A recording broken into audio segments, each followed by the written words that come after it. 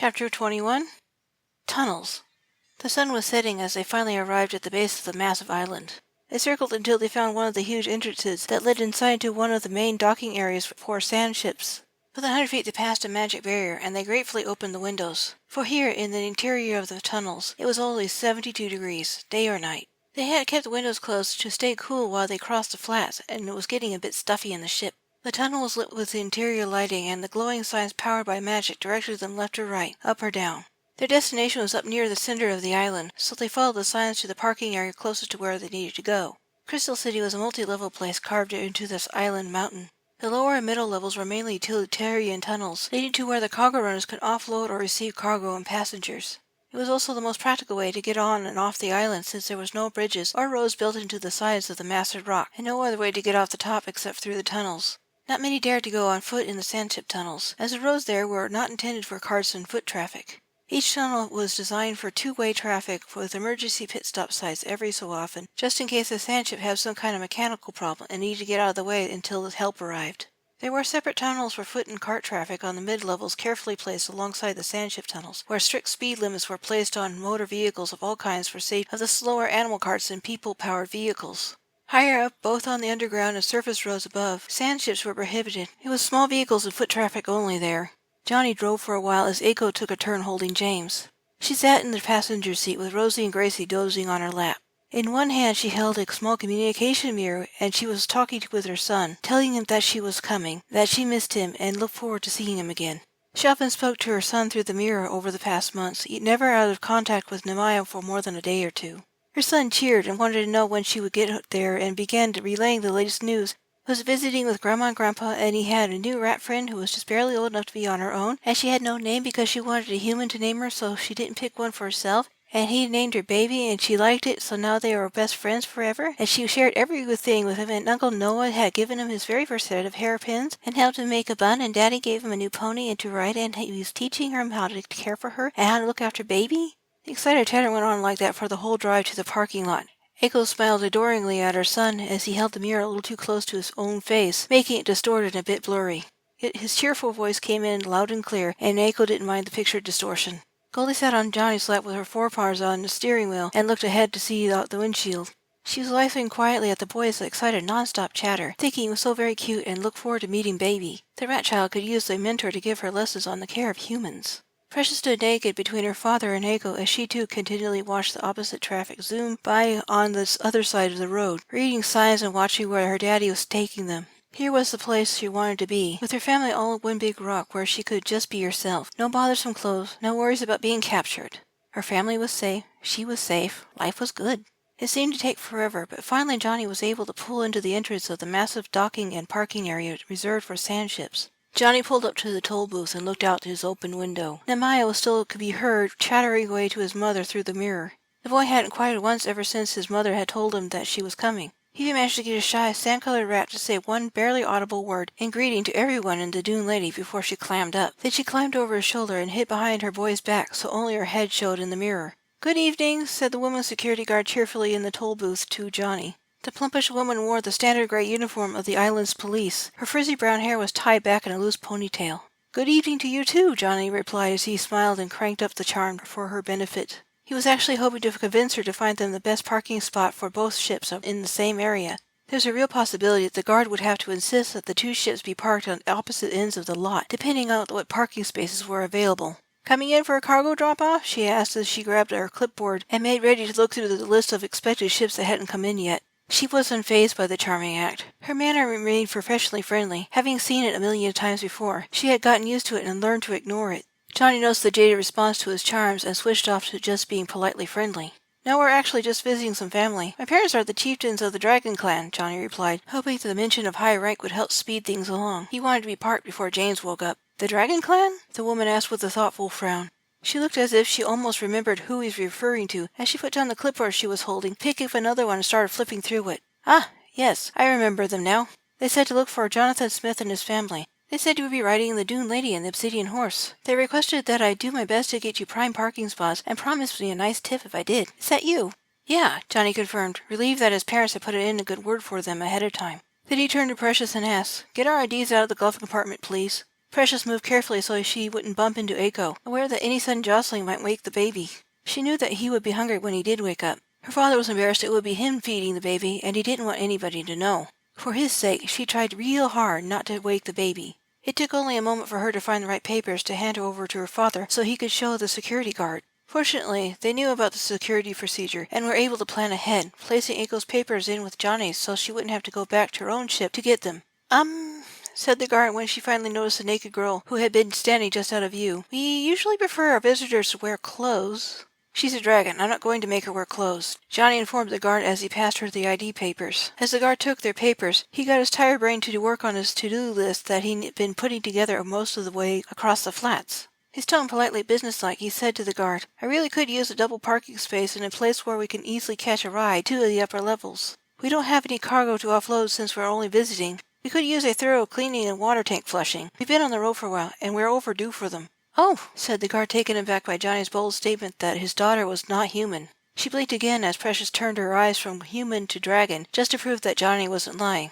She coughed uncomfortably, looking down at the papers, checking them over to see that they were legitimate. Then she opened a file cabinet and pulled out some forms and receipts for Johnny to sign. Dragon eyes staring out of an angelic human girl's face could be rather unsettling for people who weren't used to it. Sign these and you can pay for the services here.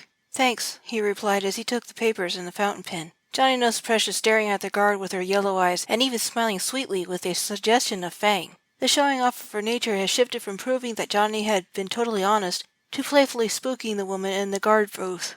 He sighed and put an end to the mischief. That's enough, Precious. Precious blinked, her dragon eyes and teeth reverting back to human. She pouted a little now that he had put an end to her fun. It wasn't often she could make trouble like that and get away with it without dire consequences. We could also use some food, Johnny told the guard as he paused in his document signing to retrieve his ID papers, the guard having finished recording them on her own paperwork. We were low on supplies before we made the crossing, and our food is almost gone. If we could at least get a cart vendor to come to where we parked, that would be great. I'll need food for 3 rats, 2 humans, and a dragon. Also, can you recommend some places to restock our supplies? And we just had a new baby, and we're short on a few items. It's been several years since my last visit, and I'm not up to date on what's here. Sure, the woman replied as she opened up another file cabinet and started digging for brochures and maps that contained the requested information. Then she said from inside the booth with a smile as she researched, Congratulations to you and your wife. Thanks, Johnny replied with his own polite smile. He'd let the mistake go. There was no point in telling the guard that he was not married to the woman sitting next to him. At least not yet, anyway. He still hadn't quite worked up the nerve to ask her since the events at Blood Rock. Goddess, if only he could have bought the ring before everything fell apart. He so wanted for his proposal to be perfect, and there was no way he was going to tell a stranger that the baby wasn't technically his. An obnoxiously loud horn blared a few times behind them as another sandship driver became impatient and wanted them to hurry up. The sound was amplified by the stone tunnels, startling everyone. Johnny jumped, then winced as his heart sank back down to where it belonged. He looked over at James, startled awake by the noise and the sudden movement of Aiko and the rats in her lap practically jumping out of their skins. He began to cry, flailing his arms and kicking his feet. Jerk! Goldie swore as she peeked out the window in the direction of the offending horn, whiskers bristling like multiple antennae as she got a fix on the driver behind them. Shush now, Aiko cooed as she rocked James in an effort to soothe him. It wasn't working. The horn had really scared him. Phew! Gracie complained as both rats jumped down off Aiko's lap. Aiko sighed and stood, carrying the wailing baby off to get cleaned up, while telling her son in the mirror what was going on in answer to his question about the noise. She said she had to end the transmission, and she would tell him everything about the new baby as soon as she got there. A very irritated Goldie suddenly vanished, thinking it was a really mean thing to do to scare a newborn. She also knew that Johnny really wanted him to stay asleep for just a bit longer. Uh-oh, Johnny moaned, guessing what his rat was up to. Ow! Son of a bitch! Came a shout from somewhere behind their ships. Goddess damn it! Why the hell did you bite me? Where are you? I'm going to fucking kill you! But it was no use. Goldie was already back in the safety of Johnny's lap, looking smug as she cleaned off a drop of blood from her muzzle with her tongue and paws. The guard grimaced and said quietly, I'm going to pretend I didn't see that. The driver really should know the rules about blasting horns down here, and I'm going to ticket him for violating the noise ordinance. I don't blame your rat. I understand why she did it. But please try to keep her from doing that again. I will try, Johnny promised, though he knew if Goldie got an idea in her head to do something, it would be very difficult for him to convince her otherwise. He went through the paperwork quickly, listening with a sinking heart as James's cries changed in pitch. He had stopped complaining about being startled and being cleaned up after he had soiled himself. Now he was complaining that he was hungry, and there was nothing Aiko could do about it. Johnny was surprised at himself for learning the differences in his nephew's cries so quickly. He was also getting anxious to silence his crying. He hated it when the boy cried. He would do anything to make him happy. Having him wait made him feel like a bad parent, but he still couldn't bring himself to nurse in public. He flipped through the papers and signed them in a rush, not bothering to be neat about it. He returned the papers to the guard and asked how much he owed her. She named off the price of the requested services, then looked up available parking spaces and found a pair that would suit his needs after he handed her the money. The price was a bit steep because it was a prime location, usually reserved for rich tourists, but Johnny was willing to pay anything to speed up the process. "Oh, it looks like you spilled something on your tunic there," the guard told him kindly as she handed him a map and a thick pile of brochures. Yeah. Oops," he said, as he glanced down, quickly taking the items she gave him. He could feel his cheeks flaming with his embarrassment. Something about the baby cry made his milk run, and now his loose shirt was visibly damp in 2 places. Goldie helpfully stretched up to look at the woman in the booth as if she were interested in getting a better view. What Goldie was really doing was distracting the woman before she noticed that Johnny didn't have a beverage sitting in the cup holder. "You're pretty," Goldie squeaked in her high, sweet voice. "Thank you," the guard smiled back appreciatively. She actually looked rather homely and with an ugly mole on her neck. "You're very beautiful, too. Your friends are very lucky to have you looking after them." "Thanks," Goldie replied, continuing to stand up on tiptoe even as Johnny waved politely at the guard and rolled up the window. "Thanks, love," Johnny sighed in relief as he slowly drove off and briefly consulted his map. "You're welcome," Goldie said as she sat down on her haunches now that she was no longer hiding Johnny's cup holder. James continued to wail. Johnny gritted his teeth and with a growl opened up his shirt with one hand as he drove. Deciding that his embarrassment will just have to take a back seat, his baby's needs were more important. "Hey, go!" Johnny called as he dropped the brochures into the empty cup holder with his right hand and then used his left hand to pin the map to the steering wheel. "Bring him here, please." Precious moved aside and Goldie hopped up to the dashboard as Aiko returned. She offered to take over driving, and he stopped his ship as soon as both sand ships were clear of the booth. Aiko handed him the baby with a bit of maneuvering as she helped Johnny position him and James promptly clamped on. He sighed in relief as he sat down in the passenger seat. Aiko snorted with laughter as she sat down in the driver's seat, pinning the map to the steering wheel so she could consult it as she got the ship moving again. She turned left when the map indicated she should do so. "I know, it must be hilarious," Johnny grumbled as he settled himself more comfortably in his seat. He was glad the windows were up high enough at the door that only his head and shoulder could be seen outside. "I was just thinking you make a great mom," Aiko said with evident respect and admiration mixed with her humor. "You always have, even before this all happened to you. I was also thinking your baby has you wrapped around his little finger. He's just as spoiled rotten as Precious is already."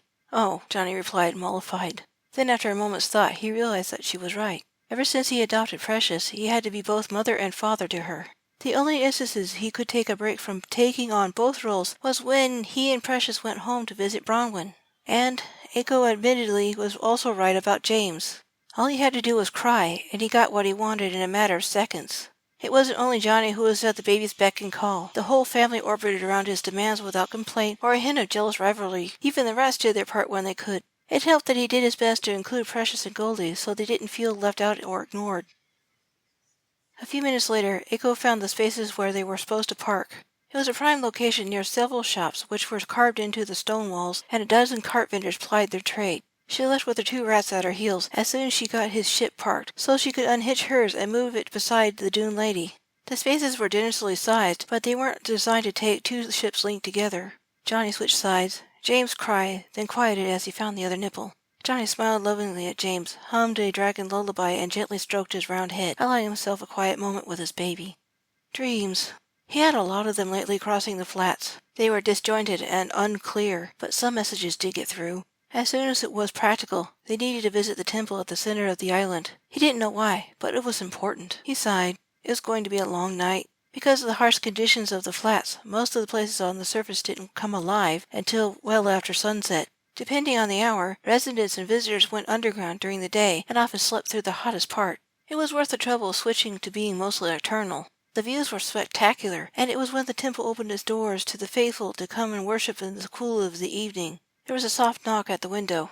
Startled, Johnny looked up and was relieved to see Precious in her true form peeking in. He leaned his head out the open window and asked, "What are you doing out there?" "Cart vendors here," she replied. With a little hop she launched herself and covered high enough to make it easier to hand her father a basket laden with food. "Thought you and Goldie would like to eat." "Thanks, baby," Johnny replied appreciatively as he twisted around to quickly grab the basket with his free hand. She couldn't hover like that for long. Sure enough, after a few wing strokes she did a sort of controlled fall to the ground with a soft thump. Her head was just high enough when she stood on her hind legs to easily peek in, however. She hummed and loved as she watched her new baby brother and her father together. As Johnny fished around in the basket for Goldie's portion, she waited patiently in the driver's seat. He heard a low rumbling from somewhere below his window. "Precious," Johnny said as he paused in his fishing around in the basket so he could turn and look at her. "Hmm?" "Go get something to eat. Your stomach's complaining loud enough I can hear it from here," he told her. "Go see if you can help Mako, too. I'll be out in a few minutes." "Oomph," she replied, kissing her father's cheek, then dropped to all fours as she'd left. Johnny smiled, absently wiping off the spit, long used to sloppy dragon kisses. Finally, he found the wrapped package with the name Goldie written on it, and he passed it to her. She took it and opened it herself with no trouble. Having thumbs was a huge asset for a rat. Johnny found an empty dish and a container of water. With a bit of careful one-handed maneuvering, he managed to fill the dish halfway with water and set it on the seat where Goldie could reach it. As the rat munched happily on her mini-stuffed pocket bread, he picked out a likely-looking item wrapped in wax paper. It turned out to be another stuffed pocket bread with spiced vegetables, which he bit into greedily.